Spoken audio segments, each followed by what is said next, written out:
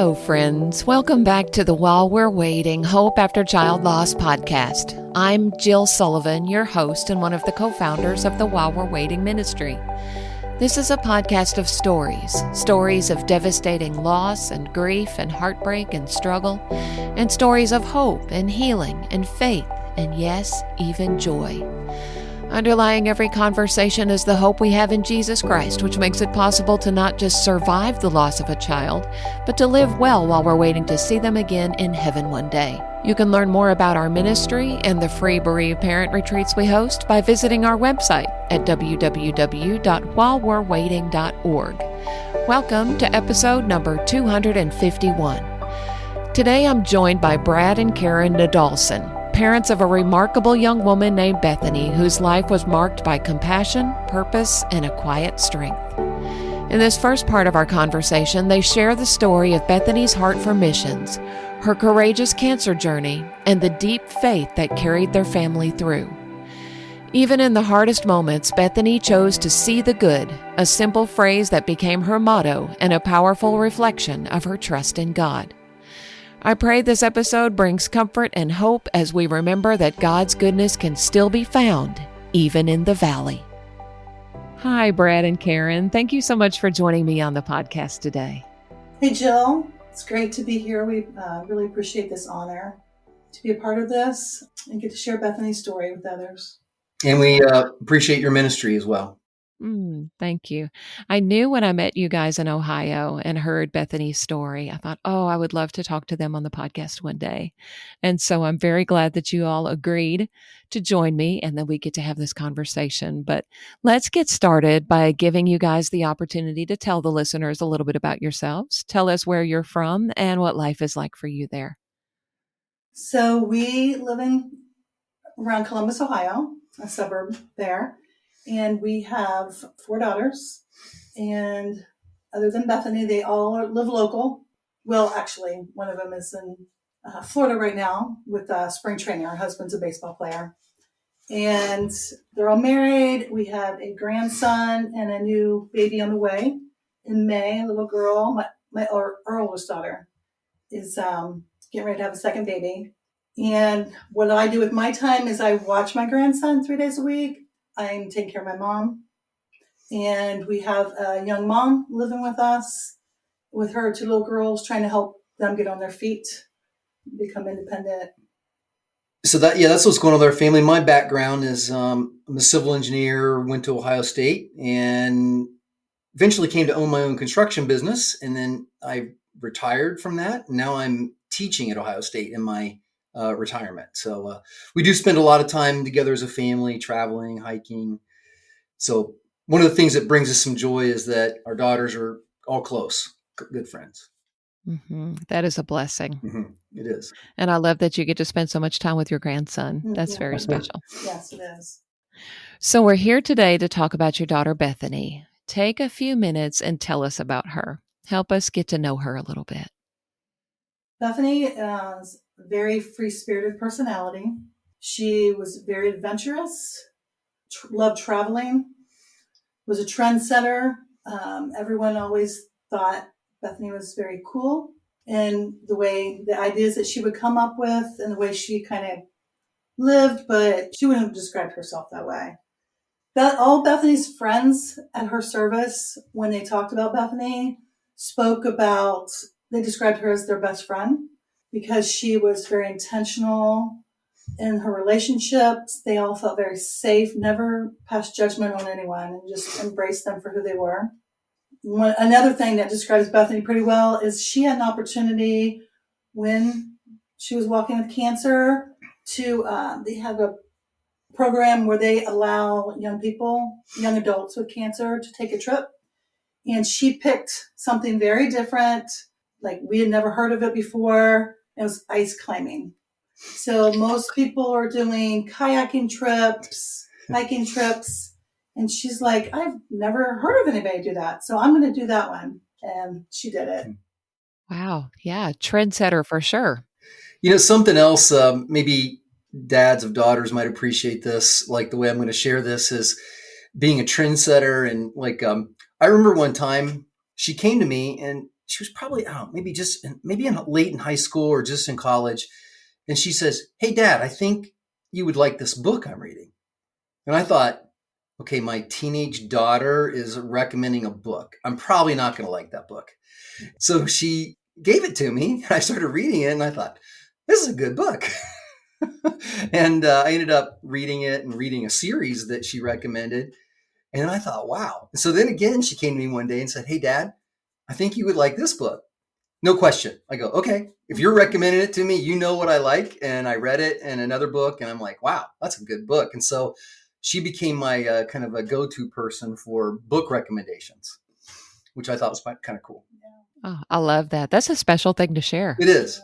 A couple other things with Bethany, in addition to that, is Bethany always had a heart for the underprivileged. She worked with children in foster care, and she worked with children that came from extremely impoverished homes.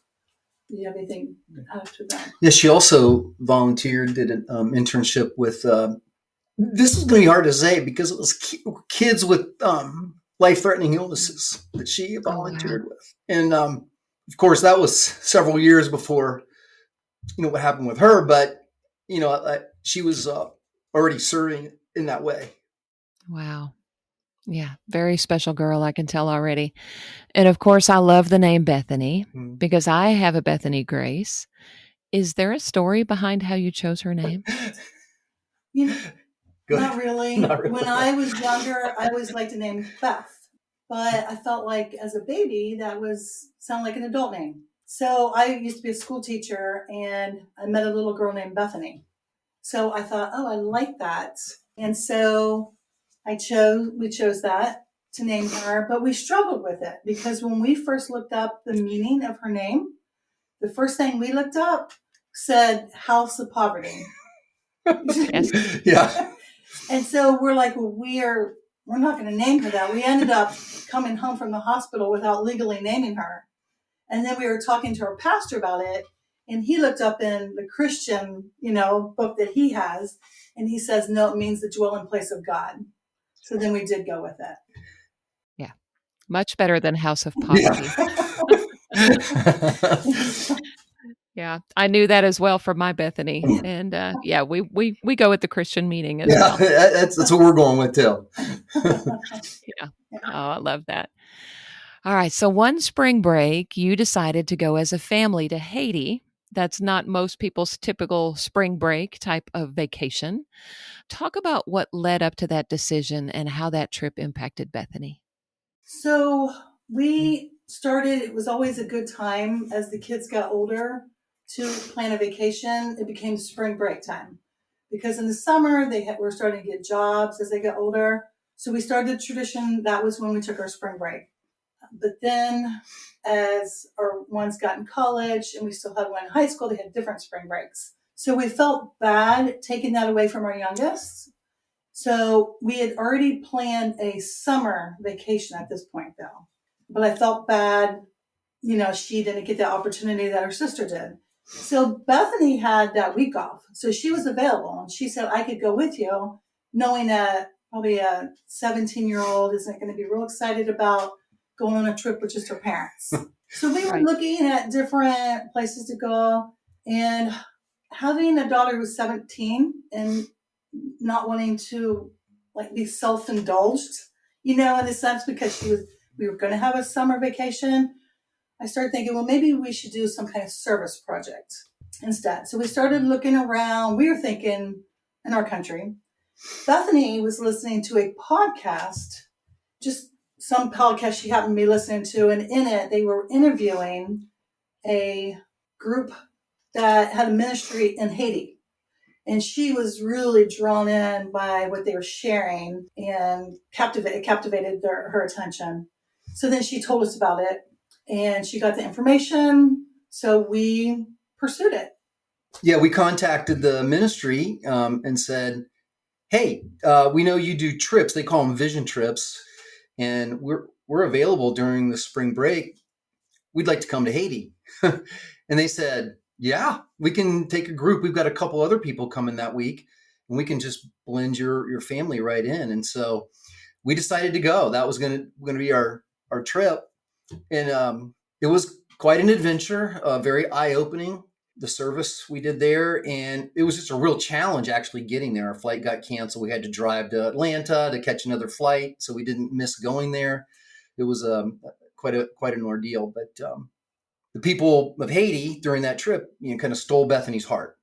And then she began to serve there with an orphan ministry, and then later a job creation nonprofit. Eventually started her own nonprofit called Lure, which is like a Haitian Creole word. I think it means light. And then worked with a local pastor there at a village that we had gone to and served there. And then she started working with the local pastor there to help.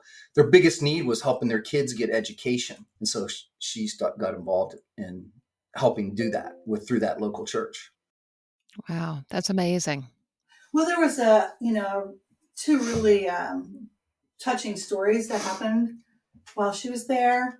She was very drawn by one particular girl. Her name is Julie Marr. And she put a Facebook post about this. And she didn't know why, why did this girl captivate my heart? So the little girl just loved Bethany so much and wanted her to come see her house where she lives. And they're not houses. They're makeshift shelters. So when Bethany went with one of the Haitians with Julie Marr to go over and see her house where she lived, the mother, Julie Marr's mother, was out there. She didn't have any clothing on, just laying there and suffering from all of these sores on her leg. I don't know if you remember what it was called. I don't. But it was like an infection. And then they saw that she was pregnant. So had they not gone, she probably wouldn't have made it, because they had to take her in and get quick treatment on her because that infection was taking over. She couldn't walk. The grandma was having to do most everything. So when Bethany had posted that, the Haitian friend sent me the picture of Bethany holding the baby that the mom had delivered. So she always wondered why that connection with Julie Marr, and she believes that's God was wanting them to go take care of her mom.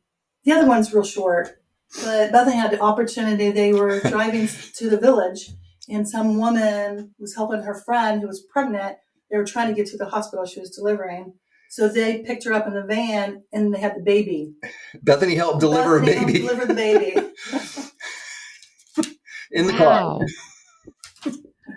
Wow, what an experience. Yeah. Goodness. Wow. She lived a very full life, didn't she? Yeah, she did. Yeah. So Bethany was ultimately diagnosed with cancer, but it took some time to get that diagnosis. Talk about that. So in the summer of 2017, Bethany was a very private person and was dealing with it on her own, talking to a few friends because she had got a lump in her breast and didn't say anything to anyone. And she was going back to Haiti to do the internship with that group. So when she came back home for the holidays, the end of 2017, she got really sick and very high fever. We didn't know what was going on. So we were concerned she picked up some infectious disease or something there. So we took her to the OSU hospital, but she went back to her appointment on her own, and they treated her for her and what she had going on. But while she was back there, she asked the doctor about the lump on her breast, but never told me about it. She didn't want me to worry. She was trying to handle it on her own. And the doctor just kind of disregarded the question. He just said, "You're young, you're healthy, and there's no cancer in your family. You're fine. That'll go away on its own." So Bethany, that was I think early December, maybe end of November. So then before Bethany was going to move over to Haiti, because she was going to take that job and continue working with that village of children, she decided to schedule a physical with her own doctor, mainly because she wanted to ask. And again, the doctors pretty much said the same thing. You're young, you're healthy, and there's no cancer in your family. And then she told her, but for peace of mind, if you want, we can schedule and have an ultrasound done on it. But knowing Bethany was going to be leaving in less than a week or about a week, the doctor really needed to schedule that for her, because when Bethany tried to scheduled the appointment, she couldn't get in until I think the end of January. And she was scheduled to head back on January 3rd. Again, she kept us in the dark on this. She didn't tell her sisters about it. She did talk to a couple friends. So Bethany was super excited about going to Haiti, and she didn't want this to get in the way. And she's thinking, 2 doctors told me I'm fine. So as January went there, it started to get bigger and hurting. So then she started to get concerned. So she contacted her sister, talked to her sister, who's a nurse, about it. And Alyssa told her, you need to get that checked right away, and I'm going to give you 1 week. And if you don't, I'm telling mom and dad about it. So Bethany was in Haiti at this time. So her friend took her to the hospital there, and they had the ultrasound done on it. So Bethany waited a couple days, went back and got her results. And when she was given the imaging, and the notes on it said, no issue, normal, not a problem. So then she was going to be coming back to Columbus in April for a wedding. And because it was hurting her so much, she wanted to get it removed. So then she clued us in, and she started by saying, hey, Mom, I've had this checked and it's fine. There's no problem, but I have a lump. And when I'm back home, I'd like to get it removed. Can you call my doctor? It's really hard to get reception here and not get a broken phone call. Can you call her and schedule an appointment for me to get that removed, get it scheduled? So I sent it to Brad at work because he had a fax machine to send the imaging to her doctor. So when he looked at the imaging, around the pictures in French, they speak Creole, Haitian Creole, but the proper language is supposed to be French. So everything was written in French. And Brad looked and saw Bethany's name wasn't on there. There was another name. So at first we thought, well, maybe that's the person that did the imaging. So then I called her and told her. So then she became concerned. So she takes those images back the next day and got hers, since they had switched them. And hers said, very problematic, needs a biopsy right away. So then she went to a doctor, and over there, they don't numb you to do biopsies. They just do the biopsy. And she was told over there that she had breast cancer. Had we not, or had I not figured out that her name wasn't on there, I mean, it's just like awful feeling that these are not hers. And, you get good news, but except it's wrong. And I'm thinking, my goodness, if I hadn't looked at this, how much longer would this have gone on? Yeah. But it still was unfortunately too late, which is just frustrating, because we were thinking there were actually several mistakes made, but this was just, one of the early ones. Mm-hmm. Yeah, I remember you sharing this story when we met you at the retreat, and just being so sad Yeah. that it was missed and missed and Mhm. missed. At least 3 times right there. And she even though she kept it from us, she was being responsible. Because, later when, it all came out about Bethany's cancer, a lot of people just assumed that Bethany just ignored it and didn't do anything about it. But she did. She was trying to take care of it on her own. Yeah. It sounds like she did everything right. And that's, so unfortunate. Yeah. So then she had to leave Haiti, and her sisters went. 2 of her sisters were able to go fly over and help her pack up and be with her. As she came home, she went in, and initially they thought it was stage 3. And there was a comment made because we were with her when she got the call saying it was stage 3. And right away, Brad said, praise the Lord.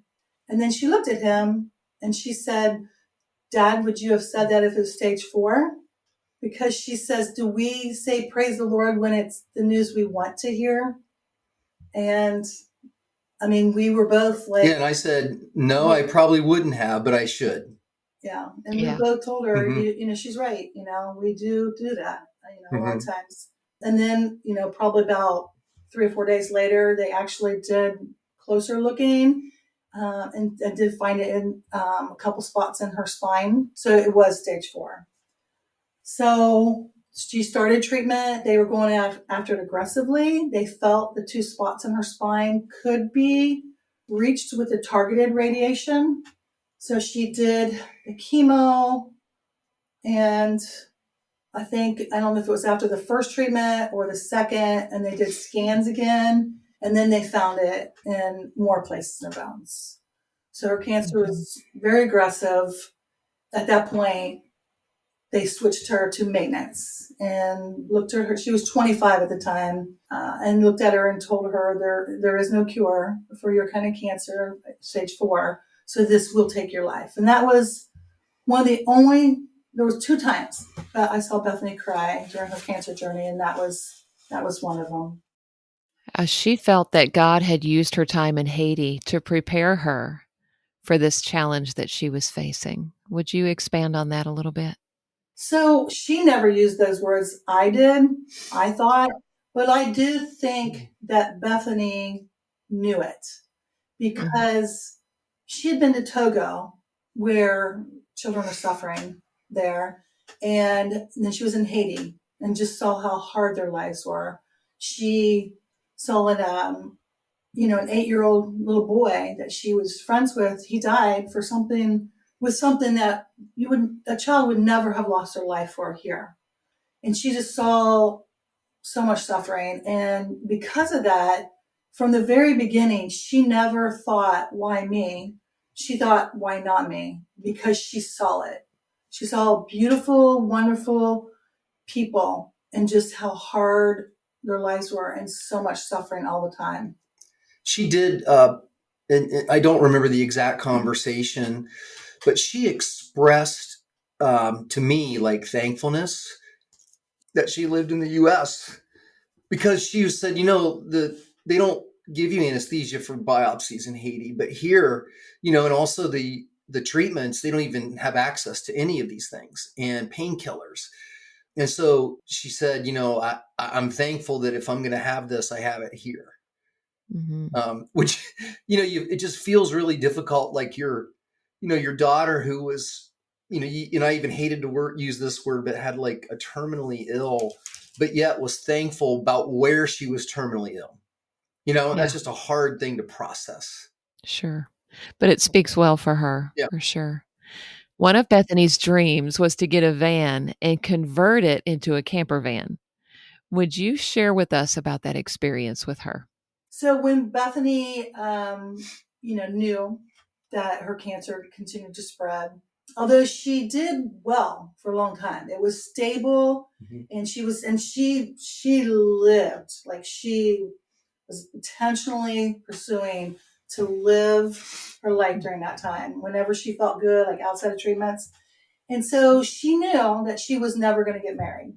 And so she, unless obviously if God decided to heal her, but from the way things were going. So she always had thought that one day when I get married, I'd like, my husband and I hope that we can one day travel, convert the van and travel. So knowing that, she decided that, maybe I can do this on my own as single. And she started finding things online of other single women who would do the van life on their own. And there were like groups and stuff, and they would learn from each other. So she went ahead and talked to us about investing in the van. Yeah. So when she first came to me, I was resistant to this idea for several reasons. One of them, I said, this is going to take a lot of time. And then also, I can do some things, I can repair some things, but this was beyond what I felt confident doing. And I even told her, I said, Bethany, I can do some of this work and we can do it together, but some of this work I can't do. It's just beyond me. So this is an area that, God provided a guy who could do some of that work. He was like a cabinet maker. And so Bethany was determined. She kept looking, and finally we find this van and we drive a couple hours to look at it. We ended up buying it. And then we had to tear stuff out of it and, start doing the work. And Bethany planned it all, researched it all. She was willing to learn and work on it and try. And so we started doing that. And then this guy that really God provided. His name's John. He did the cabinetry work and the countertops and the seat, the carpentry work for us. So, we spent a lot of hours working on that van together, going to Home Depot, Lowe's for supplies, going to check out the work John was doing. And it was really a special time for me because it put us together a lot for a common purpose. She would come over and say, "Hey, can we work on the van tonight?" And so can't think of any other way we'd have spent so much time together Yeah. during those years. And, things didn't end up like we had hoped. But maybe God had some other plans for it. So that's the kind of the story in a nutshell. We did finish it. Yeah. Yeah.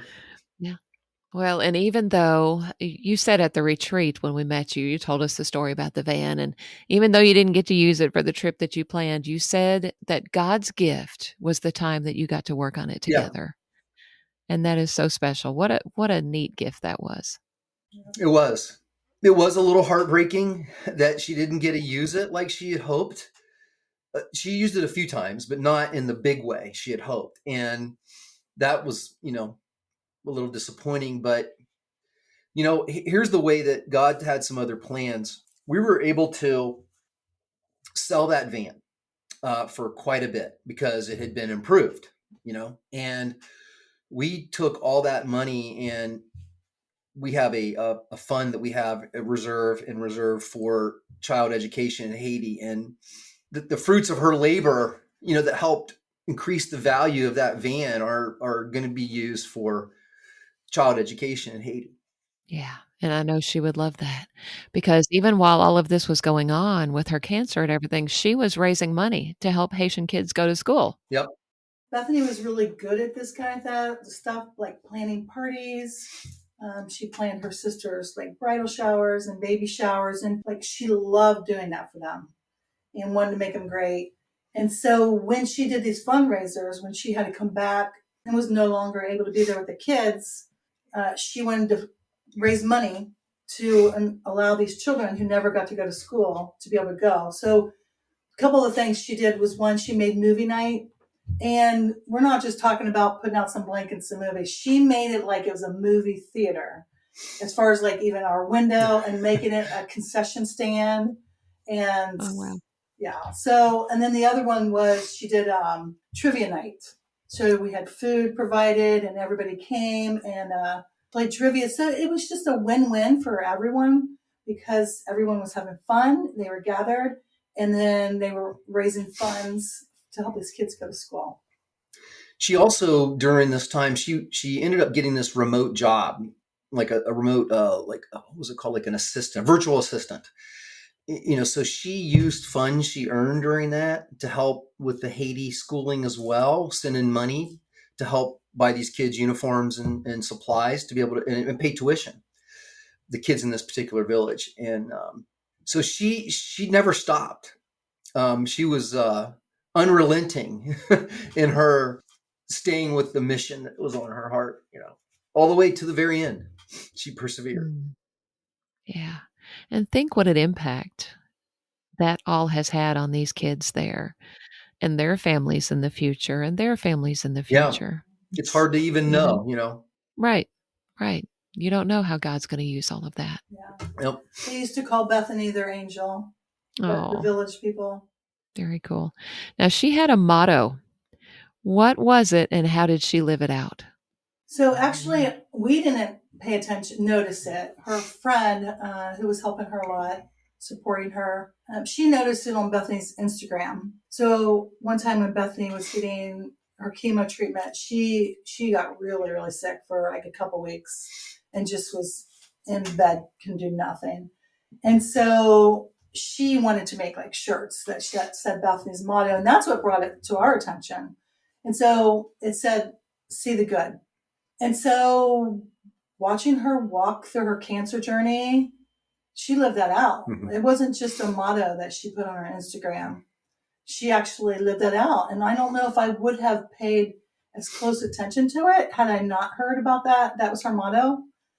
But things like one time she had to they had to do something, they were testing to see if the cancer had morphed into a different kind of cancer in her spine. They were thinking it changed in her bones.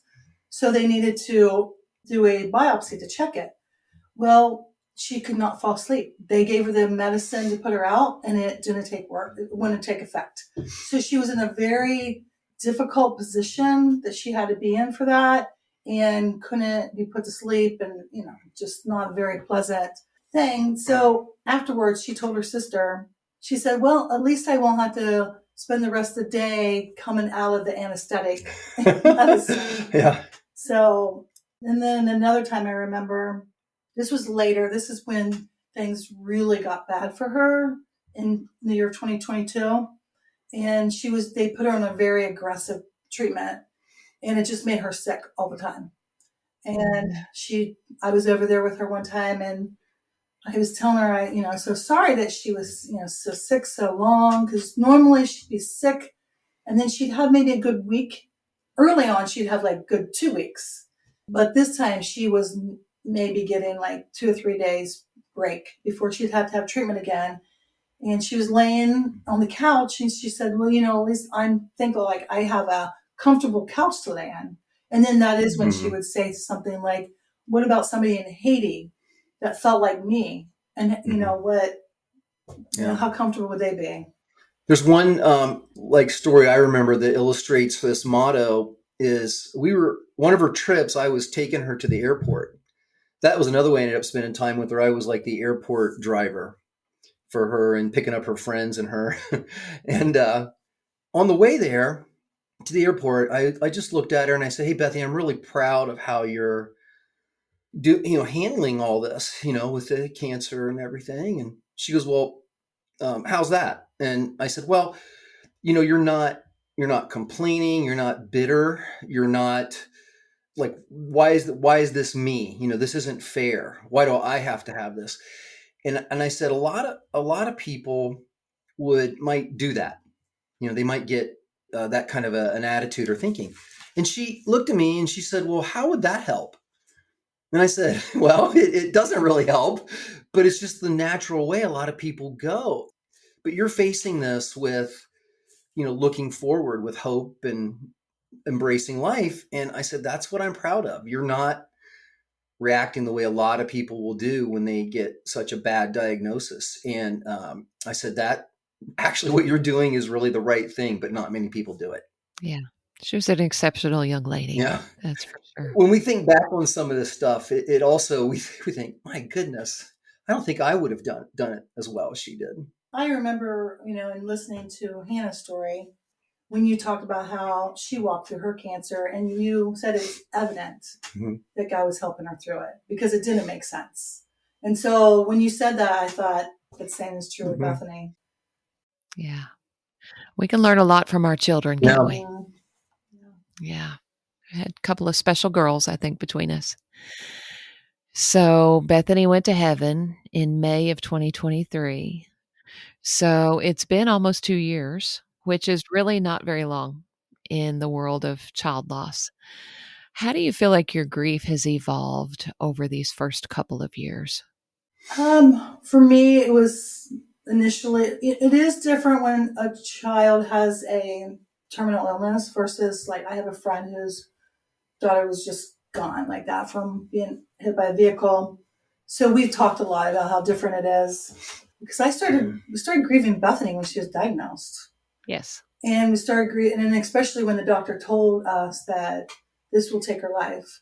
So I remember learning things that my friend was learning later, like her daughter left like 2 years before Bethany, because I had been doing it actually longer because of Bethany's illness.